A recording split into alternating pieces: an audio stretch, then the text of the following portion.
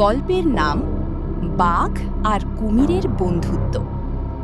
এক বিশাল জঙ্গলের পাশে ছিল একটি বড় নদী। সেই নদীতে থাকতো এক শক্তিশালী কুমির, আর নদীর পাশের জঙ্গলে থাকতো এক অহংকারী বাঘ। বাঘ প্রতিদিন নদীর ধারে এসে সব জন্তুদের ভয় দেখাতো।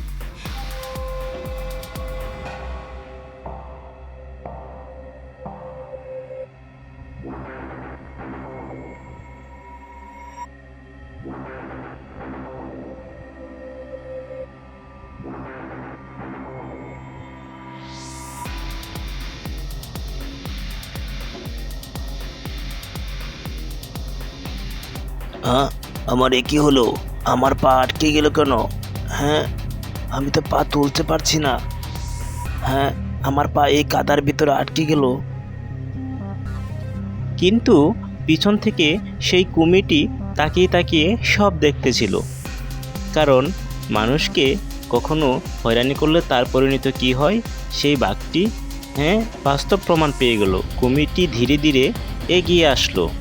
এগিয়ে এসে জিজ্ঞেস করলো, কি এখন কেমন লাগে?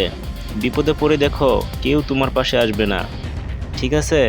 তো শিক্ষা নাও, চলো আজকে আমি তোমাকে সাহায্য করব। তারপর কুমিরটি আস্তে আস্তে সেই কাদার দিকে নামতে লাগলো।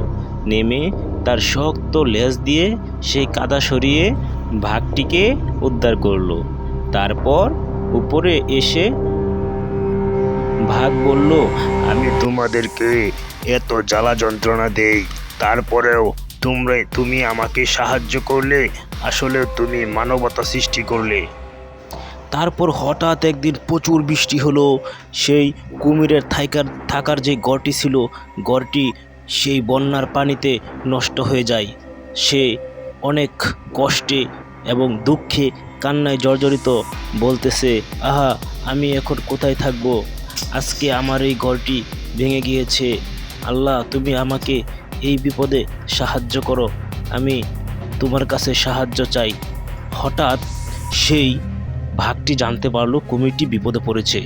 তারপর সেই বাঘটি জঙ্গলের সবাইকে নিয়ে, শিয়াল বিড়াল সবাইকে নিয়ে কথা বলল, যে কোনো মূল্যে আমরা সেই কুমিরকে ঘর বানিয়ে দিব, কারণ কুমির আমাকে অনেক বড় উপকার করেছে।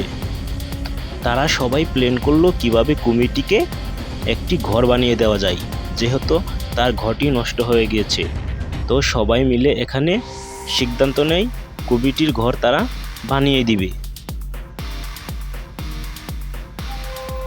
তারপর যেই কথা সেই কাজ, সেই বনের পশু পাখি সবাই মিলে কুমিরের সেই ঘরটিকে বানিয়ে দিল। আর তা দেখে তো কুমিরটি সেই মহা খুশি হয়ে গেল। খুশি হয়ে সেই কুমিরটি বাঘ এবং শিয়াল, হরিণ সবাইকে ধন্যবাদ জানিয়ে তার সেই থাকার ভিতরের জায়গাটিতে, ঘরের ভিতরে রুমে গিয়ে ঘুমিয়ে পড়ল। এখানেই সমাপ্তি। এরকম ভিডিও চাইলে অবশ্যই চ্যানেলটি সাবস্ক্রাইব করে কমেন্ট করে জানাও।